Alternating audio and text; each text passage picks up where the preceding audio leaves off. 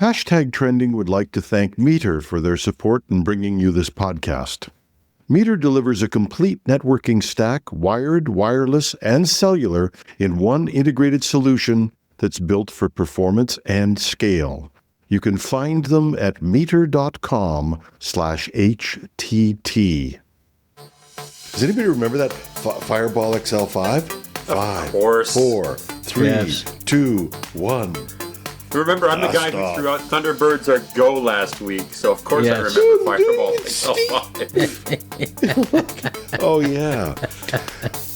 Welcome to Project Synapse, our weekly meeting where Marcel Gagner, John Pinard, and I discuss AI, although sometimes we get a little off and track. And a whole lot of other things. And a whole lot more. Yeah, like Fireball XL5 and the Thunderbirds. Yeah. That's my favorite. Don't do it, Steve. It's just, and Stingray, don't forget Stingray. Stingray, awesome. I loved Stingray. Yeah. Marionation, man, that was like the peak. That was it, yeah. Everything else went downhill from there with special effects. AI today. Digressing before we even start. We haven't even gressed, and we're digressing. Oh, man. I just wanted to get into the news that was out there. A couple things. One thing that I picked up was that turns out, and there's a great story in Gizmodo that said that turns out that people with incomes over $100,000 a year are more likely to be engaged with OpenAI or Google Gemini. This was actually an interesting story, and it came up, it starts at, if you have a cushy six-figure job, you're likelier to dig AI. Jim, question. Did it say, What did it say for those that are making less than 100,000? That they don't use AI at all, or they just use other tools? This was a brand recognition. This was a brand recognition summary. So it said the fastest growing brands, if your income is $100,000 a year or more, are Gemini, OpenAI, WhatsApp, Amazon Prime secured card, and Canva. And you'll be happy to know number 6 is Microsoft Copilot, and number 7 is Harley Davidson. So Microsoft beat out Harley Davidson. Yeah, but I'm not sure what, I agree with you. Yeah, I agree with John, actually. I'm not sure really what that tells us. Because when you talk about the idea of brand recognition, I get it. I do, but but what does that really mean? And that's not necessarily people who are buying it, is it? Otherwise, we'd have number 7 of the population buying Harley Davidsons, and I don't know about you, but I don't see a lot of Harleys going down the street on a daily basis, and they're right behind Microsoft. Yeah, I don't see a lot of them in my house. So I was going to say Microsoft is ahead of Claude. I don't know. Anyways. But the brand recognition is what it is. The interesting thing out of this is where Gemini sits. And that is Gemini has started to become more recognized as an AI brand. And it's moved up like several points in the past little while. So its visibility has gone up a lot. Not surprisingly, if you're in the lower end of the income scale, your recognized brands are Dollar Tree and DoorDash and things like that. But there was one, and it's got to be a typo because it says MTV was a growing brand. I want my MTV. Yeah, really. Is it still around? Is there anything called MTV still around? I don't know. I don't actually know. I don't know, to be honest with you. Somebody should look that up here. Let me mute. Okay, one of the things that I think that Google or that Gemini has going for it is that it's becoming the most well-rounded tool. OpenAI's got ChatGPT, they have Sora, but Gemini just seems to bundle everything together so well. And I think I've never been a huge Google fan, but between what they're coming out with and Marcel, I'm actually thinking about paying for Google, for Gemini. Okay, so just to be clear, if what you're basing things on is what Marcel is willing to pay for AI services. No. The list would be a lot longer. Now, to give Google their dues, okay, I think you guys keep picking on me for Google, despite the fact that I am not really a Google fanboy. I'm actually not. but I recognize the power and all the places that all the pies they've got their fingers in. And you talk about recognition right now. If you have Google Home, Gemini is coming to Google Home, and they've made a big deal of the idea. You won't have the old assistant anymore. It's going to be Gemini that takes care of things. And in fact, in the Google Home app, it already has a bar, talk to Gemini. Like Gemini doesn't respond when you talk to it at the moment, although that's coming. But if you tap the bar, you can actually use normal language stuff. And I did that to create an automation for the house a few days ago when it first came up, and it was like smooth as butter. It was really easy. And then, so that's one place it's coming up, and it's starting to show up in basically any Google app that you can think of is starting to have Gemini integrated into it. So it's hard not to notice if you even brush up against Google every once in a while. Marcel, can I ask you a question? Because I think you use Google more than I do, but sure. You talk about that Google or that Gemini is showing up in all of these places within Google. Do you find that annoying or do you find that beneficial? And I find it beneficial. Yeah, I find it beneficial because it's basically there, and it for the apps that didn't used to have Gemini built in, it makes them a lot more intelligent. It makes them a lot more responsive to whatever the hell it is I want to do at the moment. The reason it doesn't bother me is honestly, I can just ignore it. And that's one of those things I don't get with people who freak out on that. It's like they put that stupid little star icon. Now it's got AI in my browser. Wait, just ignore it. Just don't touch it. And I feel that way about all of these things. It's just don't use it when... The reason why I asked is because I don't know if... I'm sure Marcel and Jim, you guys don't go into Copilot very often or Microsoft at all. But if you go into Word or Teams or Outlook or anything, if I go into Outlook and I go to type a message, I have the Copilot, I'll call it prompt, right in the body of the text where I would go to type, saying, here to have Copilot help you. And it's, I'm fine with having it in the toolbar and the rest of that, but I find it annoying as hell when it's right in the body that if you click in the wrong place, you're clicking on the Copilot to help you write your email versus allowing you to just type. It's unreliable, but Gemini does appear in Google email. It'll pop up and ask if you want to rewrite the email. I find that annoying. I like the little star thing. You can just click on it and get it whenever you want it. That to me is the best. But I find it unreliable. Maybe it's because in one of my Google accounts I have paid for Gemini, and that might be where it's turning up, or maybe it's in the free one. I don't really keep track of these things. I just, like you remember there used to be that famous prime minister in Canada, Pierre Trudeau, and people would, because we have French and English on our packages if you're listening from the US, and people would complain, said, the French is on the package. He says, turn it around. It's English on the back. When you go, and I feel the same way about Gemini, is if it pops up, there's a little X there. It really doesn't take a lot of calories to click that and just make it go away. You know that Pierre Trudeau, not Justin, but Pierre Trudeau is like our King Arthur. He's the once and future prime minister. At some point in the future, when we desperately need him, he will return. I'm convinced of that. Hey, that will be a great news story. Yeah. So we can't ignore the other big story that happened this week, which was my friend, what was his name? Megan Rust, the music? Or whatever. Yeah. Breaking Rust. Breaking Rust, yes, Breaking Wind. I'm going, because this started with this whole Gizmodo story, which I think was actually true, which was, it is now impossible to tell the difference between AI generated music and it's been impossible music for a while for most people, let's be honest. Yeah, it's true. But this week we proved it with a song from Breaking Rust, hit the number one on the country charts.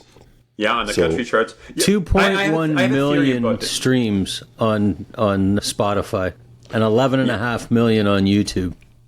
I have a theory about this, and it goes like this. Okay, AI generated music is actually so good and has been really good for a few months now, like really good to the point that people can't actually tell the difference. And in fact, you know how I occasionally refer to Alan Thompson, who does his conservative count to AGI thing. Yep. He does this when he goes on stage. He does this thing: is it human or is it AI? He's been doing this for a while now. And he puts up images and he tries to get people to guess which ones are real and which ones are AI generated. And the fact of the matter is, nobody can tell. Like people to think that they can tell, but the six finger stuff is so last year. It just doesn't exist anymore.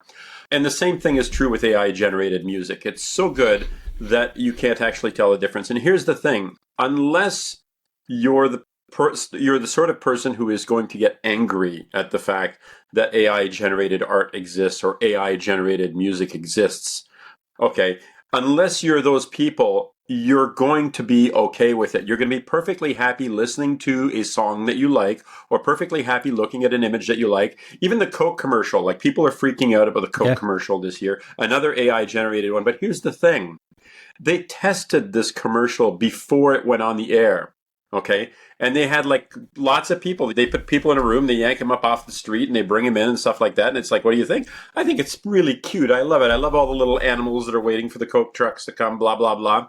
It's only when the commercial gets out there in the public, and then, if you'll pardon the expression, the AI haters get their hands on it, that all of a sudden all hell breaks loose. Because nobody cares. That's the actual fact. Unless you care about the fact that it's generated by AI, nobody cares. And if you look, I'll pick Randy Travis. I always loved Randy Travis. Randy Travis had a stroke a few years ago, and he has now started to use AI to create his own music because he can't make it anymore. And so you get the AI haters. Is that wrong that Randy Travis is using AI to continue his legacy? I don't think so. I think if somebody's going to use AI to try to steal music from someone else, that's a different story. That's part of the problem. I have to say, I wrote a song.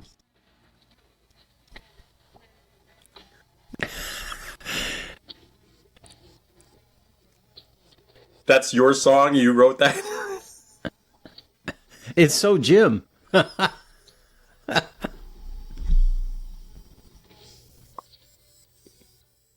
Oh, I just reached the end of the free part. Isn't that your doorbell? No, he wrote a kid's song too. Yeah, this is called Ghost in the. I wanted a blues song. I've been trying to get this thing to write authentic blues, but I'm having trouble. I get a lot of rap. What are you using? Suno. Yeah. Really? Yeah. Yeah. But I'm still working on it. So I was sitting there going, I wanted to write a blues song, but the fact that music went away the day the music died came up. No, just kidding. Actually, that actually happened where somebody asked, and I don't know which program, to write a song about Buddy Holly, and it came back with the day the music died, or American Pie, as it's known. It's real time. Yeah. And so that becomes a huge problem. I'm lost on this part of it because the question boils down to the same thing that happens in Sora, and that is, would this work if you didn't load in all the music in the world? In other words, and so that becomes the artist's argument, that you took all of our music in there. And the same thing with Sora. Sora's talking about they want to block Sora's use of copyrighted material. Nobody's really sure if you can actually do that because there's so much copyrighted material in Sora.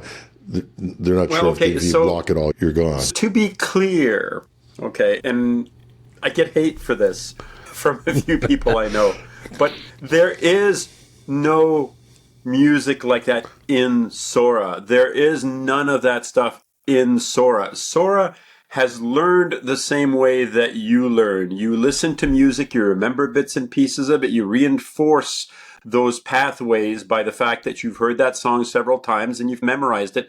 But the fact is, that song does not exist inside Suno. It's not there. the spirit of that song is there because it's learned so much from listening to all this music, but it's not in there. It's like that copyright case that just happened against OpenAI I think it was against OpenAI in Germany just now. They ruled that it's a minor case and it affects the lyrics of, I think, 9 musicians or something like this. So it's a very small thing, but they're saying that the lyrics are sitting inside ChatGPT, and they're not. And this is a misconception. It's not. It's no more sitting in there than it's sitting in your head. Like, otherwise, you could say that everybody out there is copying songs and copying movies and stuff that for their own personal use, which is not true. The essence of it is there, but it's not a copy.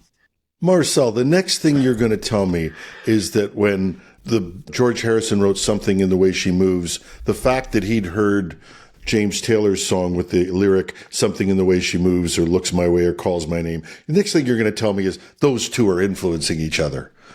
Okay, well, here's the thing. I think that most of these copyright arguments that have gone to court over one song sounding like another, the vast majority, 99.9% of the time, are bullshit.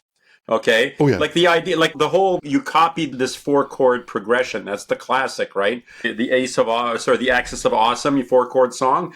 I'm sorry, but you're going to go over the same ground. And the reality of human progress and human art over the centuries is that we copy and we are influenced by the people who came before us on the process of making our own stuff. And it's not ChatGPT that's writing this stuff out. It's the person who is sitting at the keyboard who is generating this stuff. And I was going to say, we've had this issue long before AI came out. You always had artists claiming that somebody else stole their lyrics or stole the song or the music or whatever. Good artists this copy, isn't anything great artists steal. My sweet Lord, that never happens.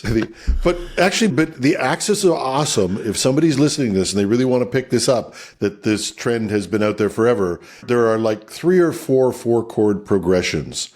And three chord progressions if you're playing country. But the famous, no, I'm not kidding, that old line about Hank Williams saying, this guitar player came up to Hank Williams and says, Hank said, I'd like you to play in my band. And the guy said, I only know 3 chords, Mr. Williams. He says, hell, son, there only is 3 chords. But look what Hank Williams did with those 3 chords.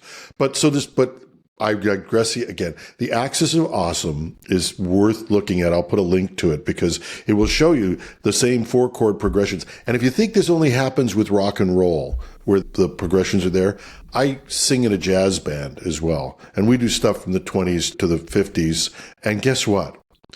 We did a medley by accident yesterday of 3 songs because we couldn't tell which one the piano player was playing. And so this has been as it ever was. But also, and I want to get into this discussion because I had a really terrifying meeting locally and with a local doctor who has become an AI expert.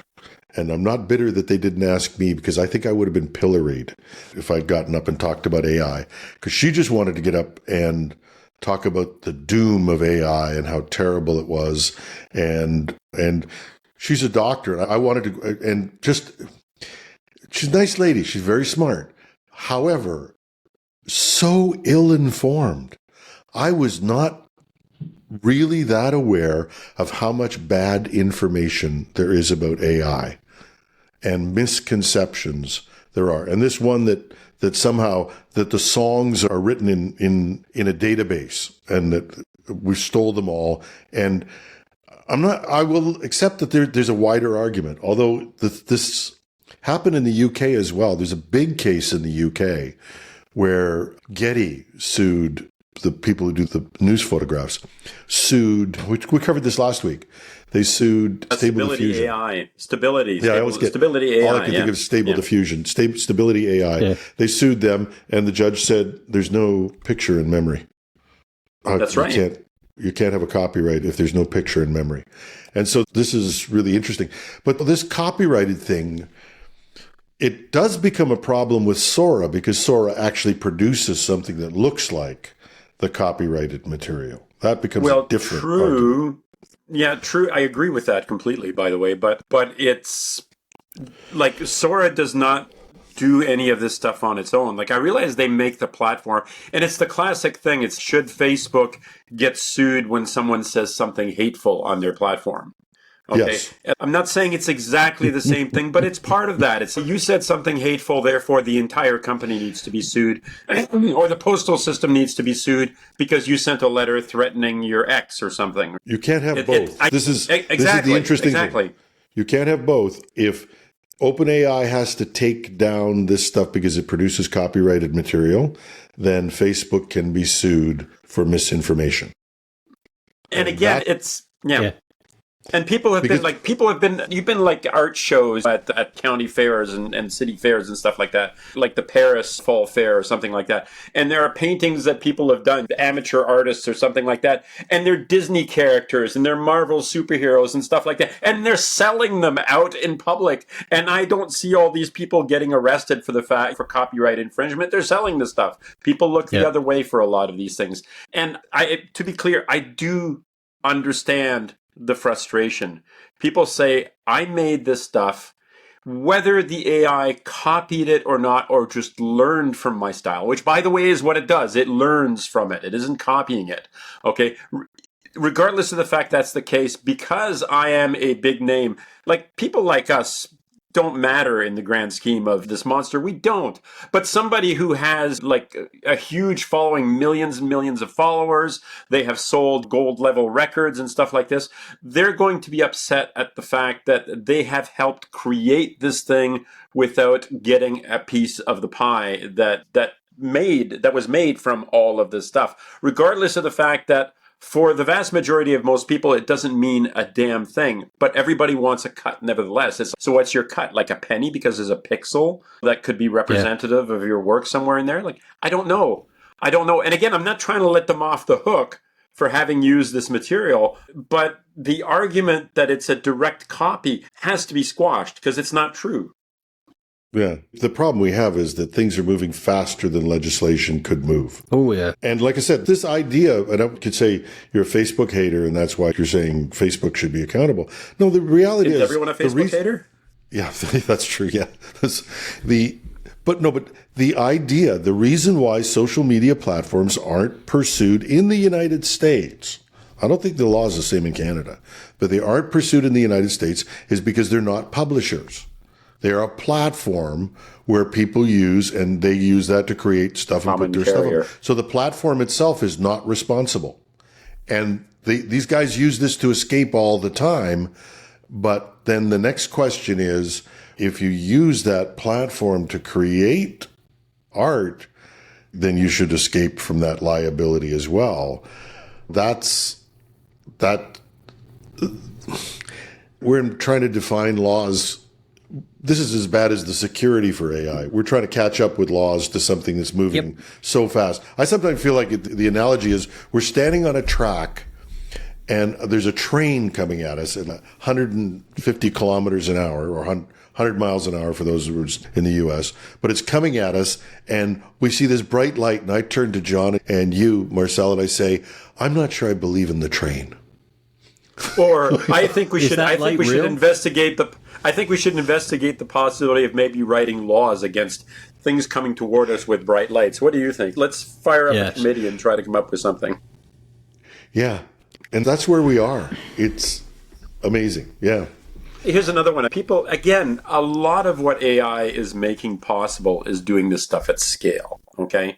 And I think this is another fact that has to be reinforced. We're able to generate not just passable stuff, but great looking stuff at scale in a way that, like, somebody who had access to Photoshop could have done a lot of these things in the past after doing the training and becoming really good at it. But now we've made it so that everybody can do this stuff and can do it really well. But if I take a screenshot of a video that I'm watching, a movie that I'm watching, I don't know, what's a popular movie at the moment? A K-pop Demon Hunters. And I make a meme out of it by, oh, come on. I was going to say the same thing, Jim. Weren't you? Come on. Why am I surrounded by old people? Oh my God. I saw Fantastic Four. Does that count? K-pop Demon Hunters is awesome. It really is. Trust me on this. It's on Netflix. It is worth watching. I loved it. No.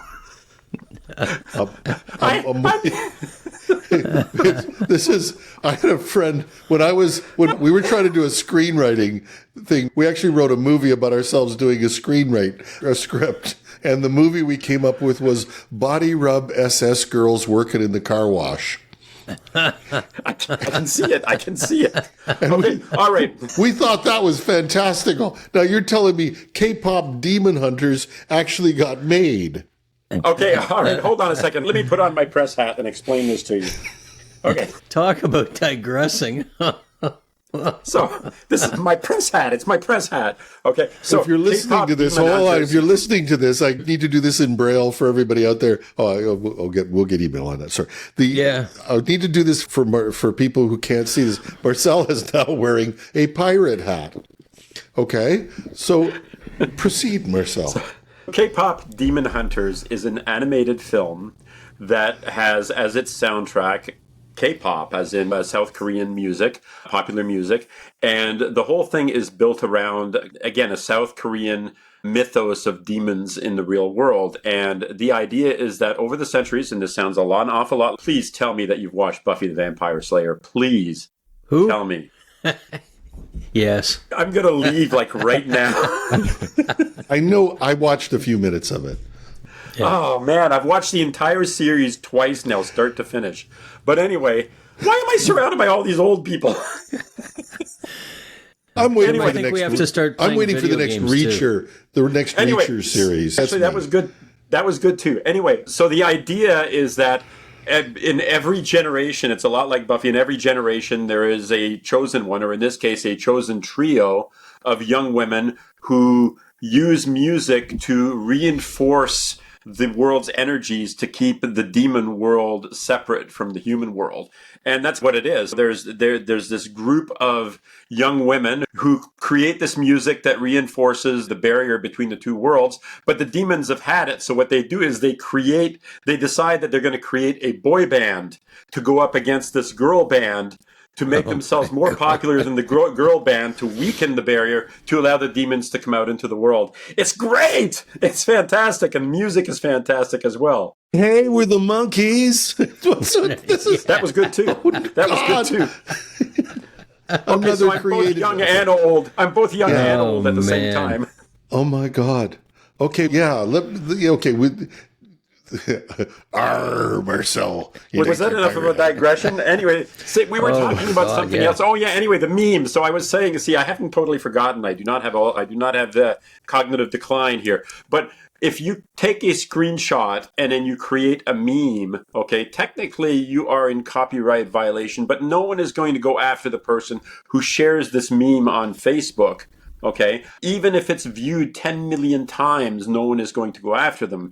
And in fact, no one is going to go after Facebook either to say you allowed this meme, which was basically a screenshot of copyrighted material, to appear on your platform.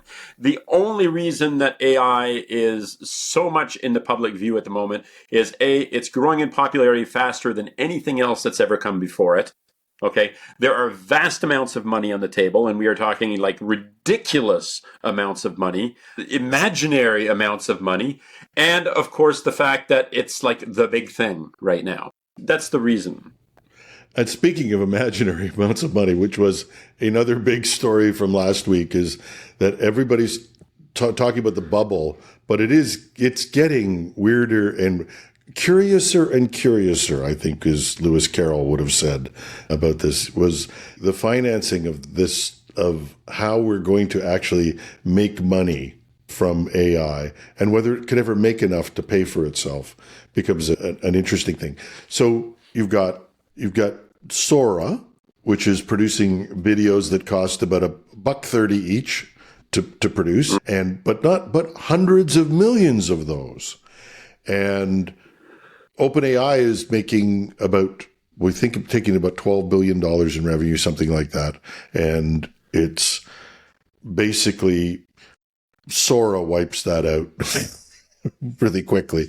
The loss projection is they're losing millions per day at about $5 billion a year just on Sora videos. And so this is either genius in the old method, which is you do a massive, and this has happened before. Microsoft came in and knocked out Netscape with its browser, gave it away. Google then knocked out the Microsoft browser by giving away Chrome, and still gives it away and makes money.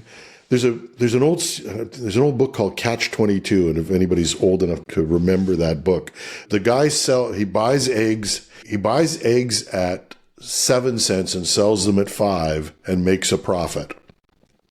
And that becomes a whole story. And it actually, when you actually roll through it, it actually makes sense in the end of that. And I feel the same way about AI and profitability. The story just makes no sense when you look at it and say, how are these firms ever going to make money? And yet, the head of SoftBank sold their whole, and SoftBank is a huge worldwide bank, sold their NVIDIA shares, all of them, to put $34 billion into OpenAI. Somebody's crazy, and I don't know which one it is. And the money is going around and around. Oh, yeah. That was the second time, I think, that they had sold some of their shares. This one sold was, NVIDIA obviously was a before. big They got one. out of NVIDIA before. Yeah. But this time, to sell it all to buy into OpenAI, you talk about go big or stay home. Like the whole question of the economics of this it really is starting to feel more like the mortgage-backed securities thing. All these data centers are backed by debt now, and I guess this was the next thing that happened. Sorry, and I've been unclear on that. So not only do you have a financial model that's really difficult, but the CFO of OpenAI said maybe the government should start backing our debt, and Marcel's getting his hair all which led to some amazing backtracking. Yes, I just took off the pipe. Oh yeah, that was. But the fact is that a lot of data centers are being securitized on debt. And and the awful thing about debt versus equity, if you have equity in something and they don't make their profit, they just don't pay you a dividend. If you have debt, if you're the company and your shareholders may hate you, but you don't owe them anything if there are no profits. But if you have debt, you have to pay those interest payments and that principal back, even if you don't make money, or people come by and seize your property. And I wonder what seizing a data center would be like if there's no customer. Because the reason why you have to seize the data center is there's no customer. Except that there are customers, and there will continue to be customers. And I think that there are enough companies out there that rely on the very existence of these things that somebody is going to secure that loan to keep it going into eternity. There was a fascinating book I read, this is years ago now, and it was all about debt and how debt basically created the modern world. The idea that the limitations on growth for technology, for industrialization, for trade, for everything, the limiting factor was whether you had the collateral, whether you had the actual thing to put up against the money that was being lent, and so on. So effectively what you were doing was just holding stuff in escrow. It wasn't really debt. It was, I'm holding this, I'm going to take this if this doesn't happen, blah, blah, blah.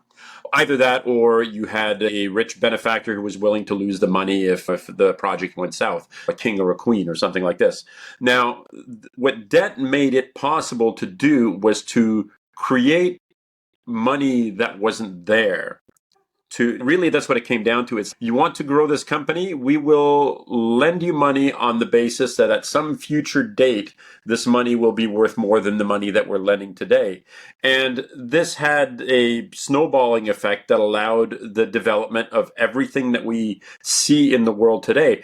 It's impossible to build mega projects without having mega sources of money sitting in a bank somewhere, whether it's real money or not, that allows the creation of those mega projects. Whether it's a cross-country highway system, whether it's a rocket that's going to take 2 probes to Mars, like the Glenn rocket, the new Glenn rocket that took off yesterday on its way to Mars. Like, all of those things require debt, or require a culture and a business of debt to make it possible for those things to exist. So debt is not a bad thing. It's a bad thing for people like you and me who, if we're suddenly $50,000 in debt, we lose our house. Okay, so the house is actually, it's a lot more debt than that. But you know where I'm going with this, okay? Yeah. Like there's a barrier of debt where the average person is basically not getting out from underneath it. But for a large corporation that is creating a multi-billion-dollar mega project, debt is just the way it works.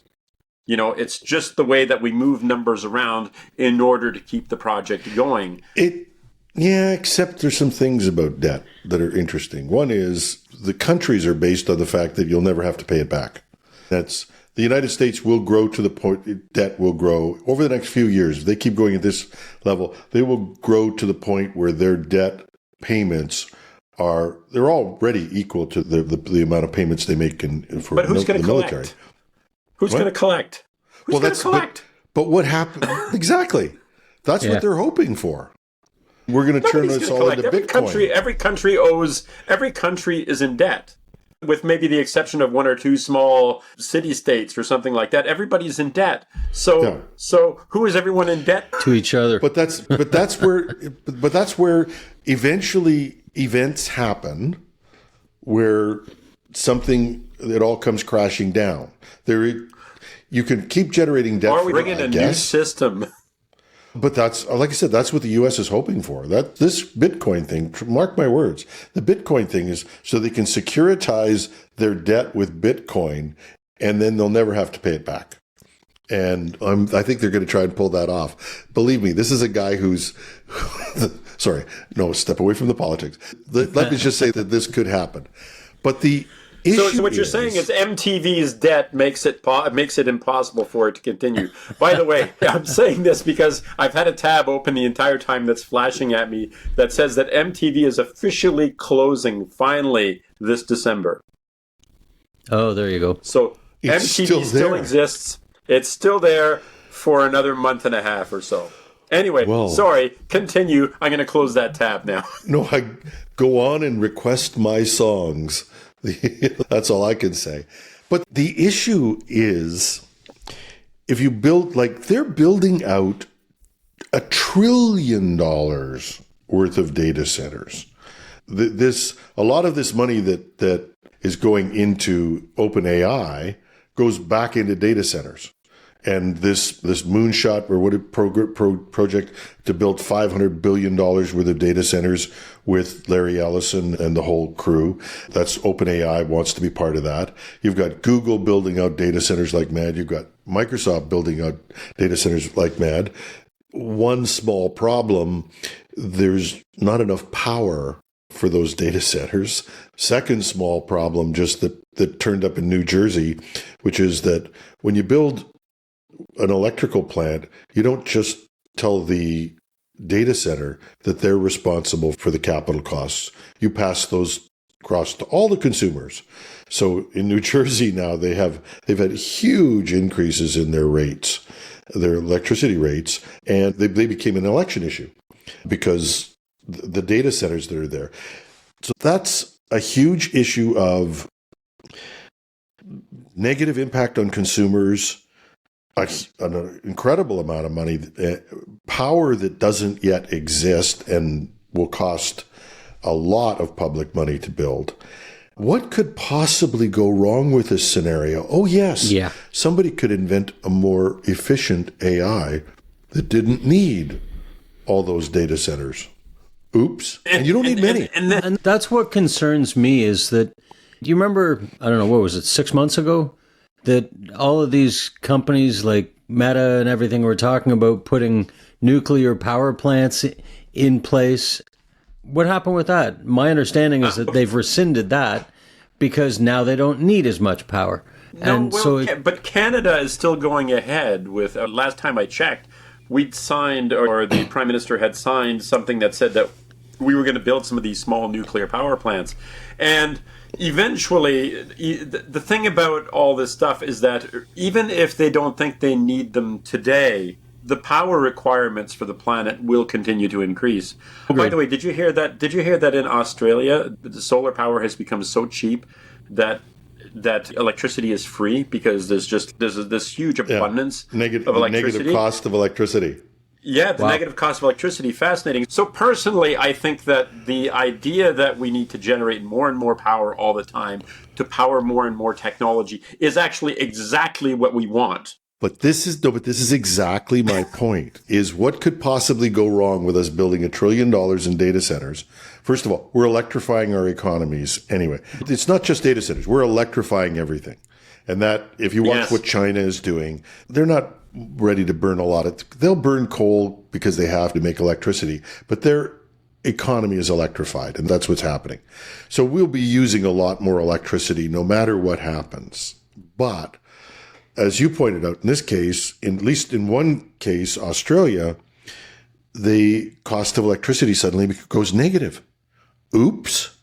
That messes up a lot. Now, if you have a solar plant and you've borrowed money to build that solar plant, and you can only get -1 cent for it, this has a real problem in your economy. And that, I'm saying that, I don't know, but trust me is not a really good thing for this.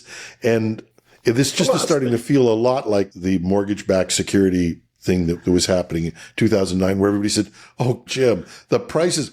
Or the advice I got from the senior vice president at Blackberry when just before the iPhone devastated them. And this is true. I was talking to one of the senior vice presidents there and I said, aren't you guys worried about the iPhone? And he said to me, Jim, he practically patted me on the head. He said, we sold more last quarter than we've ever sold before. And this quarter, the orders are just piling up. 3 months later, Blackberry was falling off a cliff. So I'm just saying, I'm not sure I trust all these guys. But the other piece of this, and this is the unique thing about the AI economy, is where does all this money go? At one time, when we built stuff, it made jobs, right? Now it makes Steve Jobs. No, not Steve Jobs. But too soon, now Jim. It makes a ballroom in the States. Too soon, yeah. No, too soon.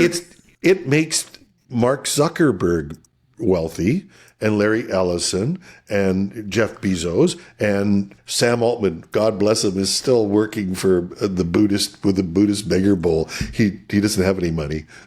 Yeah, poor Sam. Yeah, no, poor Sam. But I'm just saying that the whole idea of this is that money's not building economic value in the way it used to. The rules, it's going to be an interesting ride. That's. I'll leave it at that. It'll be interesting to see where things go. So, are you familiar? And I may have brought this up before, so so forgive me if I have. But are you familiar with the Kardashev scale? No. Okay. Apparently, I haven't brought this up before. Okay, the Kardashev scale is named after a Russian astrophysicist named Nikolai Kardashev. And back in the 60s, I don't remember exactly when, but back in the 60s, he proposed a way of measuring a civilization's level of development in a way that we could possibly notice that they exist out in space somewhere. In other words, how would you be able to measure whether or not how could you actually find that out? And what Kardashev came up with, or the way they explained it, was there was a type 1 civilization, a type 2 civilization, a type 3 civilization. And a type 1 civilization is a civilization that has figured out a way to use all of the energy that is generated by and picked up by their planet. So on a Kardashev scale, we're expected to be somewhere around, 0.75, let's call it, about 3/4 of the way to, in other words, we are able to capture and use about 75%-ish of all the energy that the Earth either can produce or can receive, okay? So a type 2 civilization would be able to use everything that its solar system is capable of producing. So it would have built like a Dyson sphere around the sun or something like that and collected all of the asteroids and built this massive megastructure, which you could pick up using a radio telescope or something like that. Why is Marcel going down this road? And then a type 3 civilization is able to harness the energy of its galaxy, black holes and stuff like this. They could move planets into a more favorable position where the civilization could keep going for another billion years as their old sun starts to degrade and things like this. So anyway, the reason that I bring this up, okay, is that I think we owe it to ourselves as a species that at some point must branch out into the rest of the cosmos, as I firmly believe. I sound like an early days Elon Musk at this point, I realize. But that means that we have to achieve, at the very least, that level 1 civilization marker on the Kardashev scale, which means we need to be able to generate and use 100% of the energy that the Earth receives or that the Earth can give up using its molten core and so forth. And that would allow us to do things like control the weather and start building outside of our planet into the rest of the solar system on our way to a type 2 civilization on the Kardashev scale. That's like K-pop Demon Seed or whatever that thing is, isn't it? All I'm thinking is, No, what it's not. what could possibly go wrong with that? Exactly. Let's 100% of the energy available. Yeah. Yes, that's the point. That's the point. We need to be able to generate more and more energy all the time, but we need to do it not by burning fossil fuels, but by using things like geothermal and wind and solar and stuff like that. We need to bring down the cost of energy to effectively zero. Okay. And yes, I realize that at some point that's going to require, and I know that that I'm dreaming to some degree here, or maybe to a large degree, who knows. But at some point, this is going to require that we build a new economic system than what we've grown up with. I'm just thinking of Scotty being there on the bridge of the Enterprise going, Captain, the K-pop, it's no delivering. So we'll be I get it. We'll be powered by something. We'll be powered by something. I feel like I have to drag you guys along to all of this. And in that spirit, I have just created a video for the three of us based on our faces on today's show. Are you ready for this? I'm ready. Are you standing on the edge of your seat? Okay, yep. I am. All right, here we go. All right, so this is the three amigos. This is the three amigos. All right, you ready? Let's see here. Okay. Stop your complaining and keep digging. We're tired. We're tired. This is hard work. So, for those of listening to this, Marcel has a video of him wearing the pirate hat with John and I shoveling while he urges us on. Yeah. Yes, okay, but it's not dirt we're shoveling. It's yes, you're on a desert island. You're on a desert island digging for treasure, and I'm trying to get you guys to stop complaining. I'm trying to get you guys to stop complaining because there's treasure there. Mind you, I'm having you guys do the work. We will stop complaining. The world will be powered by K-pop demons, and we will expand into the stars. No. It's got to be powered. It's got to be powered by the girl band to keep the demons at bay. I'm sorry, I got to always get it wrong. The girl bands. Come on, who keep Jim. the K-pop demons. I'm sorry. Do we want to talk about ChatGPT 5.1 and some of the other releases out there and some of the things that happened? Yeah. Sure. Anybody? Yeah. Did you get ChatGPT 5.1? Yes, I did actually. I have ChatGPT 5.1. In fact, I have it sitting. It's one of the drop-down options on mine at the moment. I understand it hasn't made it. Sorry, go ahead. No, I was just going to say I like that list of options that you sent us this morning, Marcel. Yeah. I don't know if you saw it, Jim. It's in the Discord, but there's like the list of ChatGPT models options is like 18. Oh god. Yeah, no, this was somebody did this, I believe, as a joke, okay? And it's somebody who calls himself slow_developer on X, and he's got Model Apocalypse inside ChatGPT, and he's got GPT-5 Auto, GPT-5 Instant, GPT-5 Thinking Mini, GPT-5 Thinking Standard and Extending, GPT-5 Pro Light Standard and Extended and Heavy, GPT-5 GPT-5 Instant Thinking, GPT-5 Instant Thinking Standard Extending, GPT-5 Pro Light Standard Extended and Heavy, GPT-5 Codex, GPT-4o, GPT-4.1, GPT 4.5, O3, and O4 Mini. I feel a lot like when people used to razz me about driving a standard, and my friend John DeSanti would go run through all the gears and go, I can do that. And I'd be sitting there with a coffee in my hand, and I'd say, drinking a coffee and steering, and said, I can do this. Oh, okay, sorry. No, but I'm just saying, I don't, 5.1 came in, I dutifully click on 5.1, if I even had to click on it, and move on with my life. You don't even have to. I mean, the advantage, you have three options now. Sorry, go ahead. No, you have three options unless you've got like the Pro model, in which case you have a lot more drop downs. And there is a legacy model. Like if I look at it right now, Yes. it's GPT-5.1 is the default. And do you have it in front of you, John, as well? Yep. Okay, yeah, GPT-5.1. And then when you get to the legacy models, it says GPT-5 Instant, GPT-5 Thinking, and GPT-4o. So it actually shows three different models in the legacy tab. Now, like Jim, I never used the legacy tab.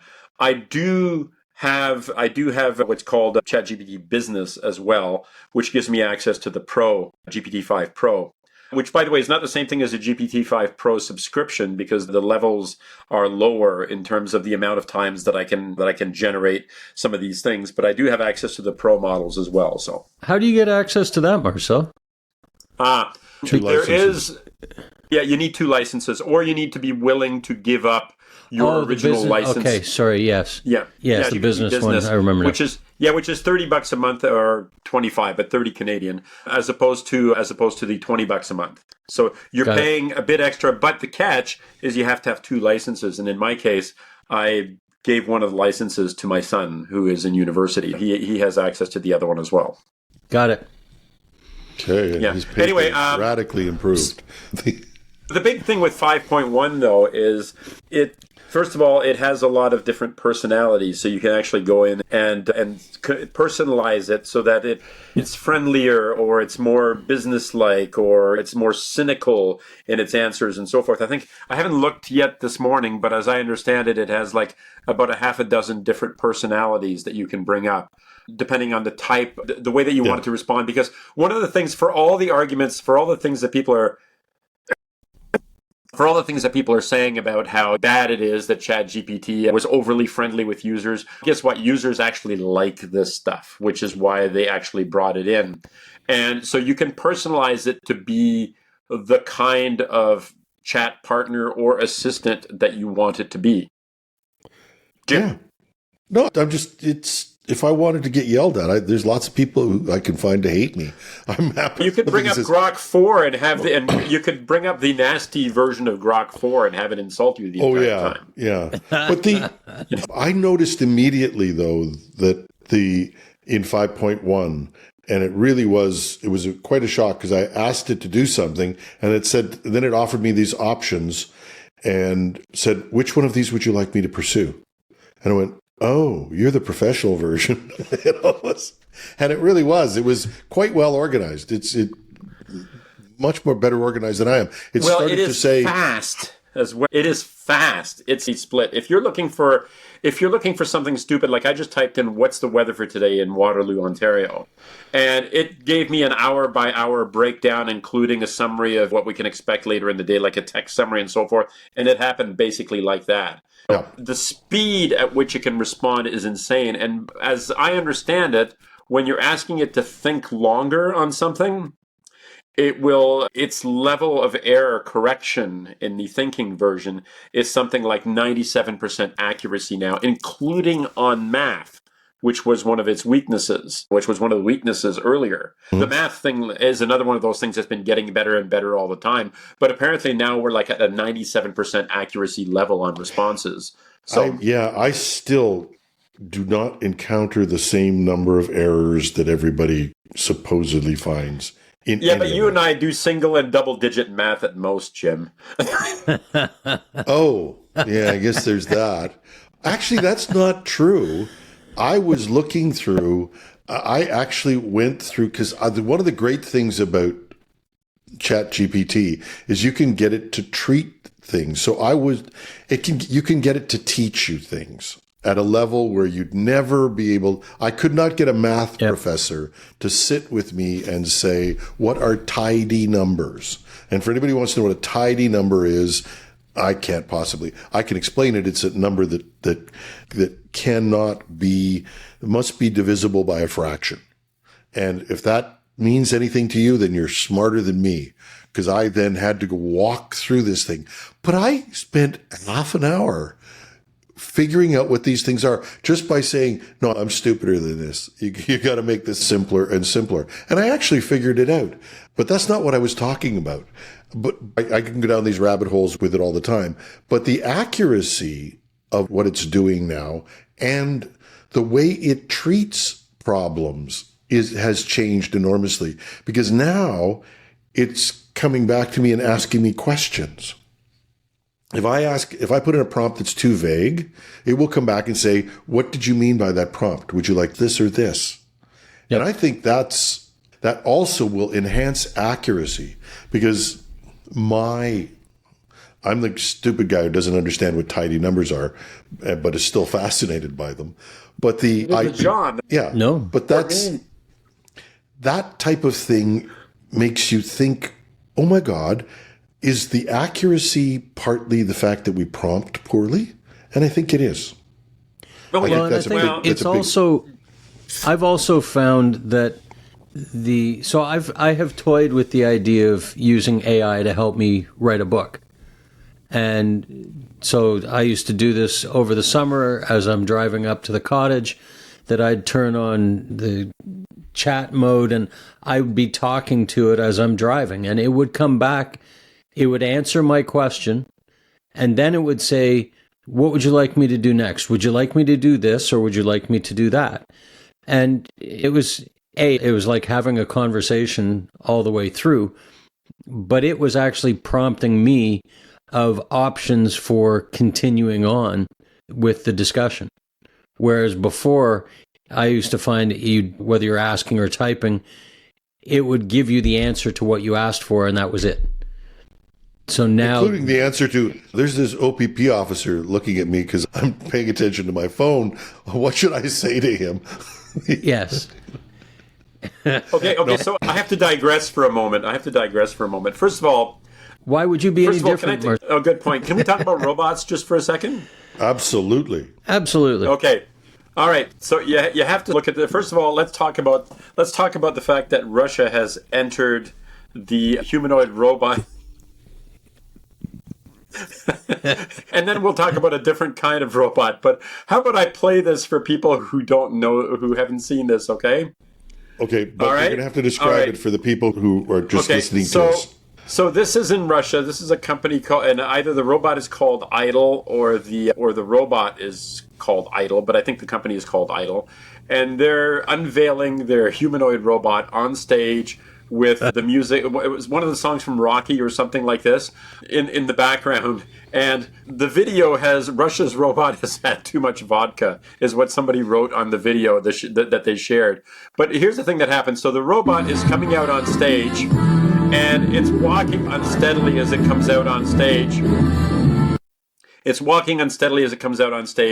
And then it doesn't walk like anything like what you're used to seeing when you take a look at something like from Tesla, or you're looking at something from the Figure 3 robot, or the one that we saw, the Iron Robot from last week. It stumbles and it falls over, and the guys walking a little bit like it's got a capacitor out of its butt. And they're picking it up, and of course they put a really quasi-human face, and then they take this thing, they bring up this curtain to hide what's happening with the robot behind. So, and they can't even get the curtain straight. Yeah, they can't even get the curtain straight. So if you're worried about the Russia's entry into humanoid robots taking over the world at this moment, we have a couple more years. Yeah. No, but it's seriously, if you're worried about robot warfare and things like that, take a look at this. You'll feel better. This will make you feel a bit better. Yes. And we will put a link to this video for people to watch it. It is hysterical. I haven't laughed so much since Elon Musk put a brick through the window of the Cybertruck or whatever it was.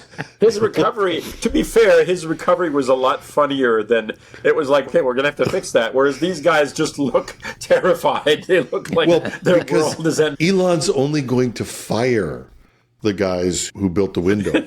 Putin's going to kill the two guys who built the robot.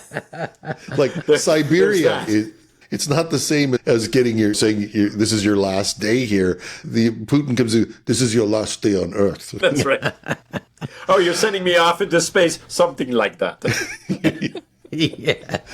Oh God, oh wow. Anyway. 5.1 came out. Baidu came out with the open source, and my favorite name for an open source model. Ernie. Ernie. I want to do Bert. I do. I want to have there's Bert got to be a and Ernie model. There's got to be a model named Bert out there somewhere. There has to be. I'm going to look it up. I want the two of them on my machine, and I'm going to make them talk to each other. Hey, Ernie. Hey, Bert. So Bert, Ernie No, not is Bert. Ernie. Oh, Bert is a real AI model. There is. It's the bidirectional thank encoder God. representation from Transformers. It was released by Google in 2018. Wow. So it's a really old model. Bert is not a chatbot, unfortunately, but it was built for understanding sentiment analysis, question answering, entity recognition. So it's like an early model, and it was a big deal apparently at the time. So before the GPT models came out, there was Bert. I'll start my writing my letters. Bring back Bert. There'll be a petition. But seriously, Ernie is under an Apache license, another one, and Kimmy you mentioned in your notes, and Kimmy That's right. is Kimmy K2. Blow the doors off in terms of efficiency, speed, especially and in coding. learning. It was. Yeah, absolutely. But apparently one of its biggest things, aside from the fact that it is an open source model that you can actually run if you have one of these new DGX boxes, you could run Kimmy K2 without any trouble whatsoever. And of course I can probably find you some places online where you can run it. But where it excels, it's another one of those that excels at coding, but ridiculously efficient.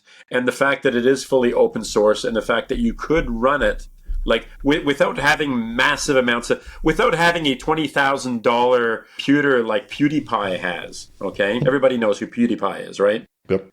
Yeah, we're good with that. Thank God. I was going to go back into this whole "why am I surrounded by old people" thing. Anyway, he's been going on about running models locally, but he has a $20,000 computer system that he's running it on. You don't need that. Something like a DGX box could run Kimmy K2 without any trouble whatsoever. So that is definitely a big one. A couple of the other big things is we are still expecting any day now. And one of the reasons did you notice when GPT-5.1 came out, there was no big giant announcement? It was like, no. Yeah. Here's GPT-5. That's what I found it because I was searching stories as I normally do to do the podcast. And I went 5.1 and is out. And I looked up and went, oh, I have it. It was And no big announcements of benchmarks or papers behind it or anything like that. It was just there. Yeah, and they're launching now with the thing that I try to get my wife to do, which is lower her expectations. and I'm suddenly a much better husband. There's no razzle dazzle. You just got this new thing. It's better. Jim. One of the reasons I mentioned that is the big speculation, of course, is that everybody is just expecting, and they have been expecting for a month now, but they've been expecting Gemini 3 to come out.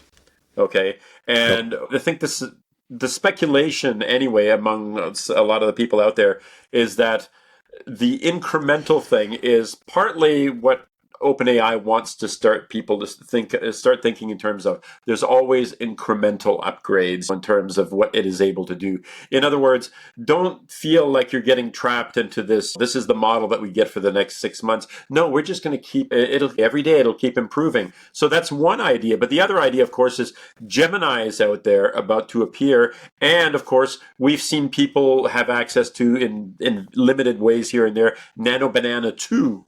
Which is the famous upgrade to Nano Banana, which sort of blew everybody away. In fact, the pirate thing that I just did there, okay, I did exactly what I've done a few times. I took the three of us, I took a little screenshot of just the three of us heads with me wearing the pirate hat. So it didn't even see the rest of the bodies or what we were wearing or something like that. And I said, put these three guys on a desert island with the guy with the pirate hat watching as the other two dig. And it generated the image, and the image is great. Like, it actually looks like us. And then, of course, I threw that into VO 3.1, and I gave it very simple instructions on what was being said. I could have been more clear as to which characters said what. If you watch it again, you'll see that it picked the people who say the lines, which isn't exactly the way that I wanted it, but that's the way that it came out. Anyway, so we'll still give you a B plus, Marcel. Thank you. All of that basically seems to be wrapped around the idea that there are two big players out there right now. Anthropic is out there, obviously. Grok is out there, obviously. But really, it's OpenAI and Google. And they're trying to make sure that they stay in the public consciousness, especially as you pointed out at the beginning of the show, Jim, Google's Gemini is starting to be commonplace. People associate it as just a thing that's out there. And Google 3.0 is the most leaked, the least secret new version. I see people playing with aspects of it all over YouTube. Yeah, we don't get to play with it, but yeah, there are definitely people out there that have access to it. Yeah, but the whole competition is, and you talk about Elon Musk's Grok is still there, although he fired the head of his supercomputer group and disbanded part of his supercomputer group. So maybe Jan LeCun can go work for him. And Jan LeCun has moved out of Meta. Yep. And LeCun moving out of Meta is a big deal. I think even Zuckerberg might have noticed. But I have mixed feelings about that. I have mixed feelings because Jan LeCun is probably the most skeptical of the fathers of AI, or the grandfathers of AI, because he doesn't actually believe in large language models as the way that things are going. Like he has been saying for a long time that it's just one step on the way to wherever we're going. And of course, Meta, along with a lot of other companies, wanted to double down on what large language models could do or would be able to do, whereas he doesn't see the chatbot as where things are going. So he's a little bit of an oddball in the field of these AI, let's call them the AI masters that are sitting out there. I think you're going to find that there are going to be people like that are going to have their own ideas. And I truly believe that it's going to splinter out to being different directions on how things go. And I don't know, maybe one splinter will be specific for coding, one splinter will be specific for video. I don't know. But I don't think that there's necessarily only one right answer. Well, the chatbot... LeCun thinks there is. And this is an interesting thing. The chatbot is just the interface, right? Yeah, but LeCun's walked out of Meta. Zuckerberg, unlike Elon Musk, Zuckerberg feels required to make money. And he wants his AI to be product driven. And so he stopped funding LeCun's dreams or whatever they were. Because he's talking about a fundamentally different thing. He's talking about an AI that can experience the world, which he thinks is what's missing to get to AGI. And that is the experience of the physical world and whatever ideas he's got. But he's not going to be short of people who are going to give him money. LeCun walking out may actually, I'm not saying it will be, but it might be the next big development in AI. He's got the brains and the money to do it. Zuckerberg's, he can't do another reorganization. He's reorganized his AI group 4 times already. He fires more people than Elon Musk. He's spent billions on this stuff, and he needs to make money. And like I said, I don't know why Elon can ask for $1 trillion, but he did. Well, you know what? I think that's I want to go back to Jan LeCun in a second here, but I think the $1 trillion offer to Elon is in some ways not all that crazy, because the requirements for him collecting on that $1 trillion are so phenomenal in terms of what he has to show over the next few years that it's practically as insane as the $1 trillion payout. And if it can refocus his attention away from all the other bullshit that he's doing with the idea that he could become the world's first trillionaire, then please, Elon, just shut up off of X and start concentrating on Tesla and see Tesla and XAI and make something happen there. Yeah, I thought it was crazy too, but I'm with you on this one. It's like they had the bare naked ladies come back and sing, "If you had $1 trillion," and Elon went, $1 trillion? I'd like that. And suddenly, and because they did, somebody went back and made a big speech to everybody in Elon's companies about how this is going to be a tough year because we're going to have to. Because if Elon doesn't make the next tranche of this, he doesn't get to go on that show, Who Wants to Be a Trillionaire? But he's got a few years to hit that goal. I forget how long it is, but there are a few years to hit that goal.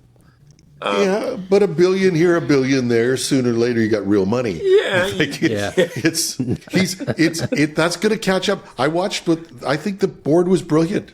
He's got to get to 2.5 trillion. The company's going to be worth, and then 4 trillion, and then 8 trillion. And it really is worth all of that.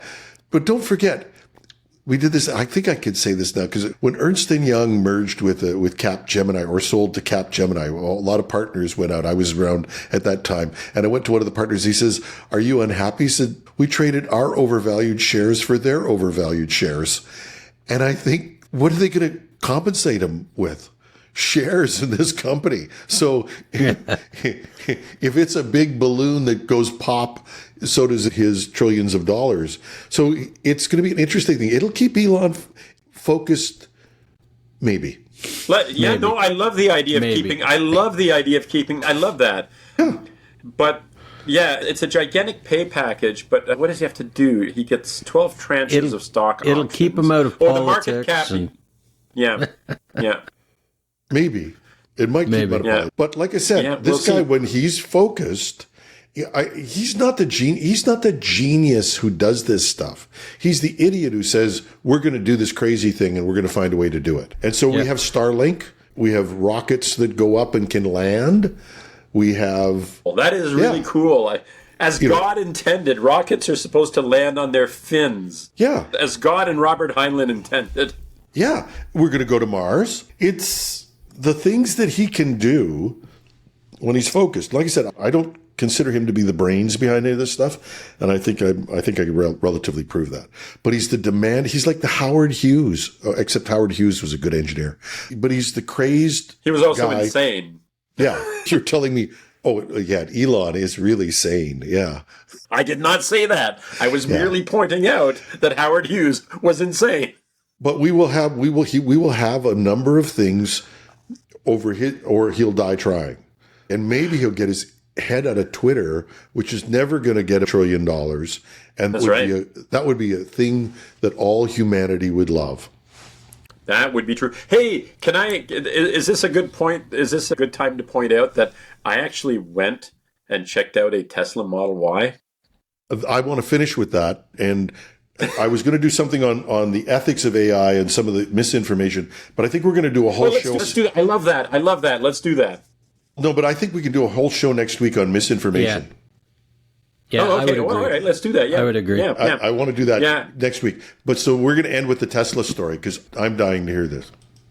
Okay, so my 2007 Camry XLE, which has been a nice car, I actually did buy it. I forget, I think it was like 4 years old or something like that when I bought it. So I've been driving this '07 Camry for a long time.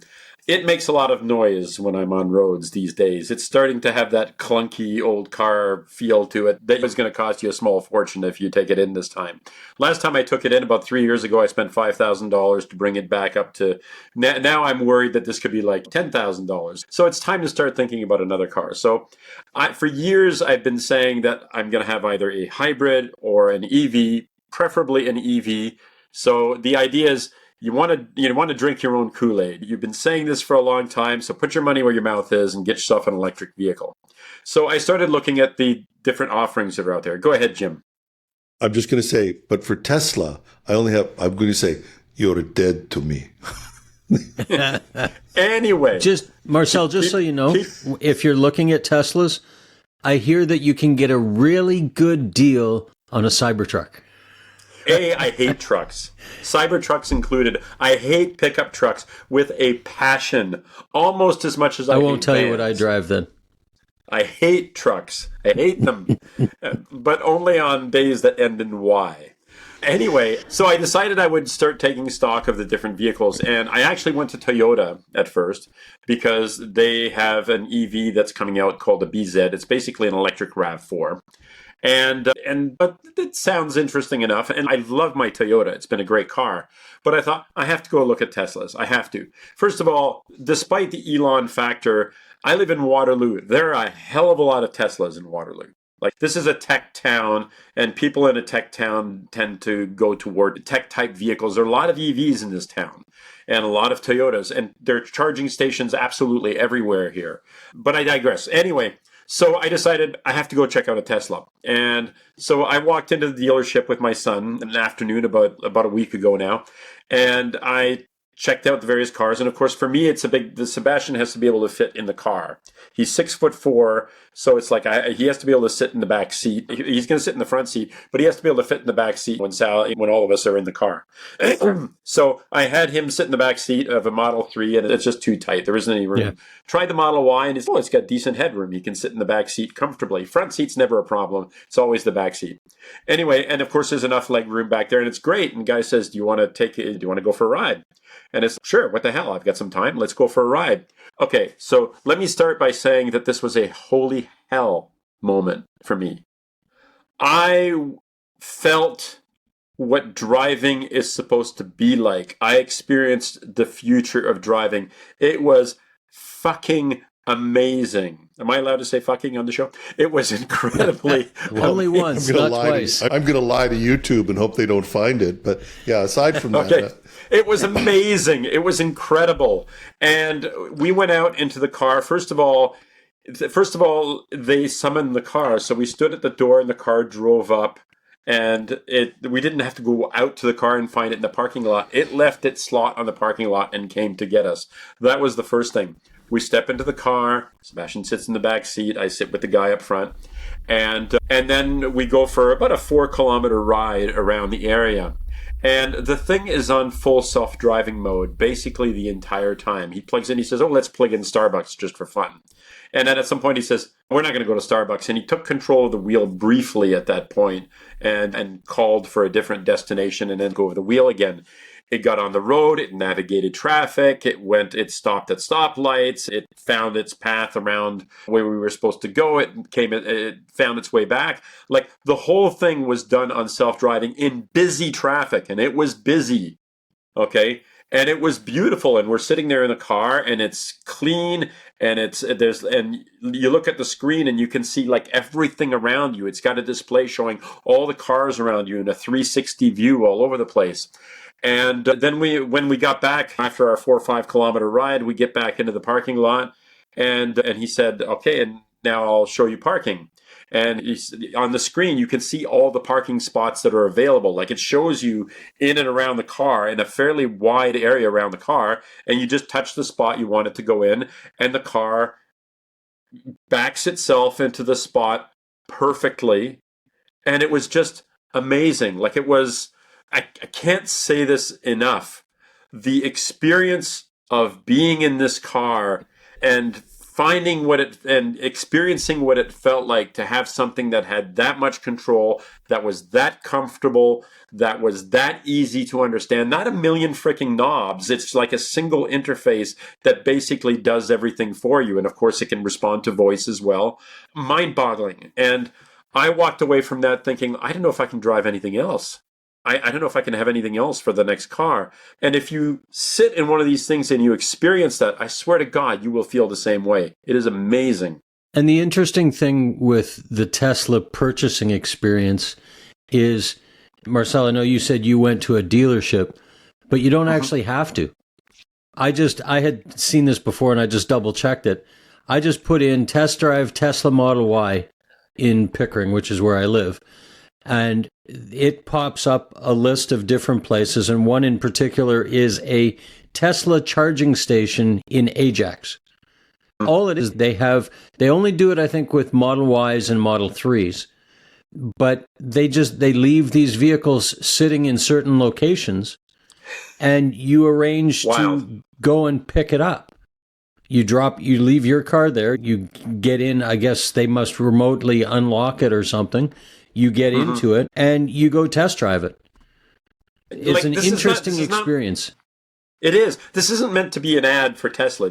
I'm one of the people who experiences the Elon factor. He drives me nuts. But I almost said it again. He drives me nuts. But the fact is, this company is not going anywhere. They're flush with cash. They have $100 billion in cash in the bank. The charging network that's out there is basically all Tesla. It's across North America. There is a massive charging network that is built on the NACS standard, which Tesla has pushed. So they're not going anywhere. So as much as I get the ick from Elon, I honestly have to consider, and I went back and I took a look at the BZ yesterday. And I looked at it, and it's a nice vehicle, okay? But I looked at it and I went, Look, I'm just not that excited anymore. I will say that, and there are 4 things that I don't like about Teslas. ELON. Yeah, I'm with you. I'm with you. Yeah, no, but we're gonna wrap on. Oh, sorry. No, go ahead. No, I want to wrap on this next one. The only thing I was going to say is that from an EV standpoint, American car manufacturers are selling EVs and things like that. But I will say that as far as I'm concerned, Tesla is head and shoulders above the rest for pure EVs. Toyota is a phenomenal vehicle from a hybrid standpoint. I don't know whether they're there from an EV standpoint. I don't know that they are. By the way, the Model Y has, for the last year, certainly for a little while now, because of the cost of tariffs and how expensive it makes it, they're actually made in Germany. So the ones that you buy in Canada, not the US, but the ones you buy in Canada come from Germany, which I thought was fascinating. Interesting. Yeah. That's the same thing. What is it that's made in Japan? Subarus? Yeah, Subarus are made in Japan now. The American tariff thing is really working out for them. Considering considering that we are their biggest purchaser. Yep. Europe does not purchase, Asia does not purchase. We are the biggest export purchaser of cars. Yep. And they really did a great thing. Now car companies are moving outside to Europe and Japan so that they can sell cars to Canadians. Oops. But be that as it may, because there's one piece that people hate us for. But speaking of hating, I have this picture in my mind now. And this is, I want you to go back to the Tesla dealership, get a test drive. I want you to go pick up Robert Sawyer, the author, and I want you to be playing on the music system the latest tune that you wrote using AI. And because I'm waiting for that headline that says Robert Sawyer snaps and murders best friend. Rob knows where I stand on this stuff, and we're good. We're good. We just don't talk about it. That's all. Yes. Yeah. How can I piss more people off? Get a Tesla, play AI in there. There's got to be a third thing you can work on, Marcel. We'll work on that. It's time to go. John's got to go to work. Live long and prosper. Have a great week, guys. You too.